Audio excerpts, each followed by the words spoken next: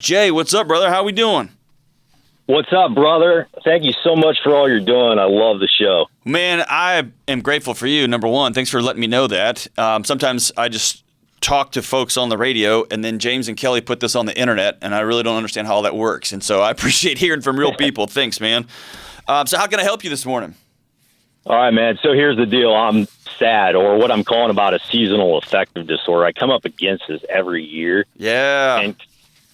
And kind of my question to you is a two-part question. First of all, why is it happening? Is there something I need to kind of fix or review? And then further, what can I do about some of the effects of seasonal affective disorder? So I'm calling for myself, obviously, and also extended family and friends that I know suffer with this. So just kind of looking to get your insight, and any help would be appreciated to kind of outline a scenario. I'm calling from the Northeast, the Great Lakes region. It's October right now. The leaves are beautiful, but seasons come, seasons go, and we're about to enter winter. That's right. So right now we're losing light. It's getting cool. It's getting depressing. Winter's right around the corner, and it seems like year in and year out, this is a 4 to 5 month cycle. Yep. So just kind of reaching out, want to get a jump on this and get your insight. All right, brother. I love it. And Kelly tipped me off that we were going to have a discussion about seasonal affective disorder. And so, number one, I'm grateful for your call. Number two, I've got a personal experience here. So as I run my mouth too much, and I've tried to back off on this, I got all of your cards and letters from everybody listening that I talk too much about Texas. So I'm trying not to mention it so much. But when I moved here from Texas, I was about 30 or 45 minutes from the New Mexico border, and which is another time zone, right? It's the other time zone. Mm-hmm. And then I moved to Nashville, which is about 30 or 45 minutes from, I think it's the Eastern time zone. And man, my first winter here, I was completely caught off guard. It was getting dark at 4:30. I found myself winding up for bed at 6:45 in the evening. It was pitch black outside. Things weren't funny anymore. My food tasted bland. It caught me off guard. And I called some buddies who had moved from, the South, from from Texas, from Arizona, and who had moved east, who'd moved north, and they were all like, "Oh, brother, that's what that is." And I'd heard about it and I'd read about it. I'd never experienced it, but it was like somebody laid a blanket over me, right? And it occurred to me about February or March that was the longest I'd ever gone in my life without sunlight. And that was since I was born. I'd always lived in a place with lots of sun, and it made a major impact on me. So I dug into it a little bit, and I will walk through with you some of the nerd things I do. The super nerds call them hacks. I don't like using that word, but some things that I do. Some of it, brother, may be psychosomatic, meaning my brain may be playing tricks on me, saying it helps, and it really doesn't, but it's working for me. And as I'm gearing up for that season, I know Ohio is similar to Nashville. It just feels like they lay this gray blanket of clouds over us, right? And it just lays there and gets lower and lower. The weather's beautiful. The scenery's beautiful. This morning on the way to work, there were deer and turkey out just eating. I mean, it looked all beautiful, but man, there's just got that blanket laying over us, right? So it is super real. Seasonal affective disorder affects millions of people every year. Some folks have mild forms. Some have major depressive responses. The further we live from the equator, the more it leans on us, right? So they say more sad, right? And then you're going to throw in this year, I'm just prepping for it. This year we're going to have, I don't know if you've heard, I don't know if they've talked about this in Ohio, but we have an election coming up in a few days. And you guys may have missed, the coronavirus has been a thing for the last 9 months, right? So we're on tragedy on top of tragedy on top of tragedy, right? And so I'm expecting it to be heavier this year. And so why do we feel it? Some say that it is the sunlight is the number one thing. We are vitamin D creatures. We've got to have vitamin D. We've got to have sunlight, and it regulates our melatonin release. It regulates our wake and sleep cycles. When those things get compressed, our bodies just shut down. They just slow down. It's winter, right? The same as the grass turns brown, right? The leaves fall off the trees. They're not dead, but they just go dormant for a while, and our bodies do something very similar. And so sunlight helps stimulate melatonin. It helps stimulate vitamin D, a whole cascade of chemical systems, right? And without that stuff, vitamin D boosts serotonin, I don't want to be a super nerd here, but it all has chemical responses. And also we stop going out. We stop being around other people. We stop meeting. We just go to bed. It's early and it's dark, and let's just call it. Let's just watch a little more Netflix, get under the covers a little further. Some have said we stop being intimate with our partners. We stop, right? So you back off sex. You start eating a little bit worse. You start sleeping a little bit more, and that's just signals to your body to depress stuff, right? To lay low. So here's a couple of things that I do personally. Actually, I'll walk through the big ones, and then I'll tell you a couple of the nerd things that I do. Okay. Here's some highly intentional stuff we can do. Number one, and these aren't going to be shockers or anything, but go outside and enjoy nature. Even if it's freezing, make yourself bundle up and go outside as often as you can.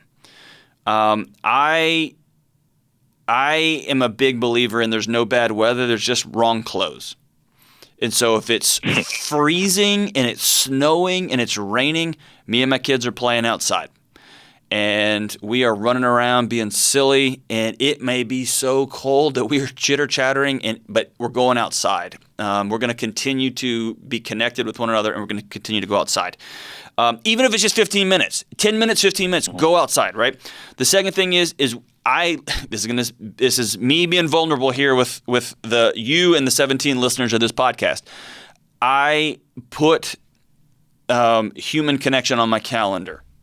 I am a person who retreats by nature, and so I have to have intentional conversations. I have to intentionally see people. It's going to be challenging in the winter this year because I've been able to, this summer and this fall, we have a lot of outdoor conversations. We have people over, but we eat out on the front porch in the backyard. I'm going to have to be hyper-intentional in a season of COVID and in a season of winter being with other people. You got to see your friends. You got to see your friends. You got to see your friends. Be hyper-intentional, even if you have to schedule it. Make sure that you are still being intimate. Make sure you are still holding hands. Make sure as you start every morning, if you've got a pet, you've got a significant other in the bed next to you, hold their hand, hug that dog, right? Touch your bare feet to their bare feet. Make sure you're getting skin-to-skin contact and you're feeling somebody else's heartbeat. Do everything you can in your power to eat well, sleep a lot, and exercise. Not too much, not too little, but man, once I get the sugar rush of Halloween, usually I can hold on till Halloween, Jay, and then I get on a gummy candy binge, and I really don't recover until January, till New Year's. I just lose it, man. And then my wife stays inside, and she starts baking, and she's an extraordinary cook. Now my son's a chef now, and he's baking everything. My daughter and I just mainline sugar. It just goes down a rabbit hole. So it's making highly intentional choices about what I'm eating, and then have things to look forward to. One of the things depression does to us, even seasonally, is it makes our bodies feel like, our minds feel like this is going to be this way forever.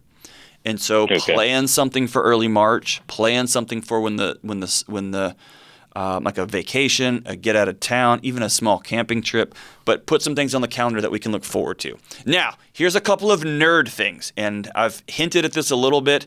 For the last decade, I've lived up to my eyeballs in the research literature with the outer banks of what I would call woo-woo stuff and with just basic physiology and human anatomy. Here's a couple of things that I double down on now in the winter months. Starting now is a highly regimented, no questions asked. I cannot skip it, and this is a personal commitment. Cannot skip a morning routine that involves meditation, that involves silence, that involves my feet on bare ground. This is grounding. That's super woo-woo, but I think the science supports it. But it's 5 or 10 or 15 minutes with my feet on bare ground. It is feeling the seasons, and it is an exercise program that no matter what's coming, I'm going to exercise. Even if I get halfway through my workout that morning, I'm going to do something. I also am a big Wim Hof guy. WIMHOF. We'll link to him in the show notes. He is all about cold thermogenesis, ice baths. And these are not ice baths like athletes take after a hard workout. This is ice baths as a way of regulating your body.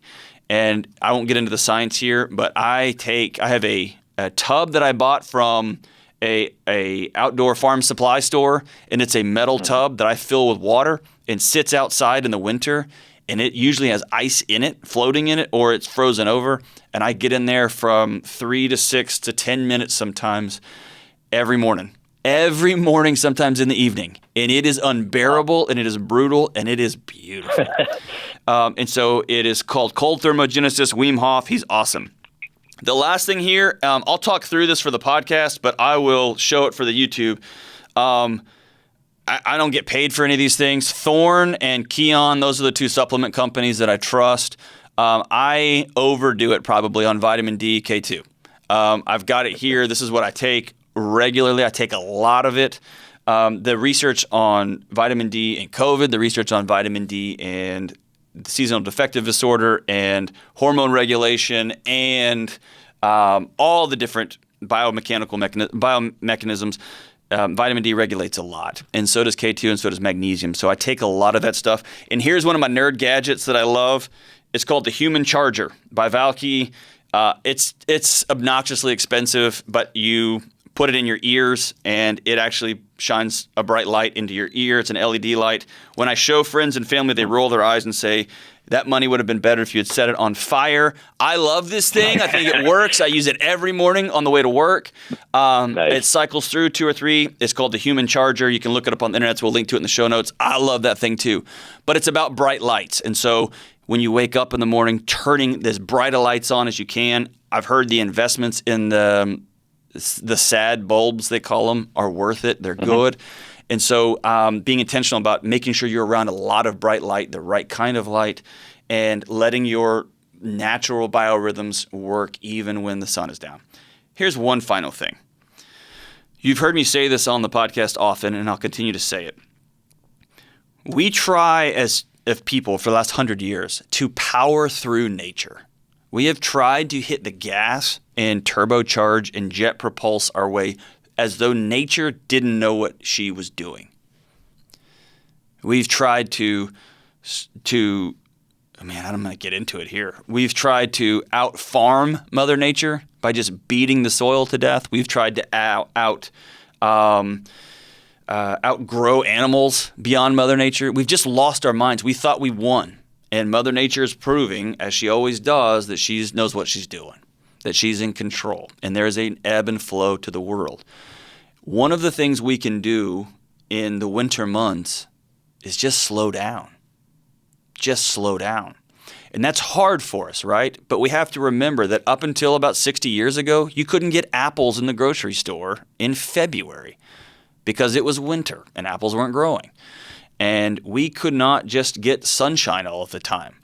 And there was a natural pulse and a natural rhythm to life. And so I want to encourage everybody to take care of yourself. Do these things, right? We got to keep showing up for work. I've got to keep showing up to the podcast. I've got to keep doing the things I've got to do to keep food on my table. And also, listen to the rhythms of nature. Listen to the rhythms of your body. And it's okay to sleep a little bit more. It's okay to get a little more pensive. It's okay to write a little bit more in your journal or to add 5 or 6 things to your gratitude journal every morning. It's okay to read a little bit more. It's okay to slow down. And so I don't want us to spend so much energy fighting the natural systems. But at the same time, there are some cool things we can do to lift us up.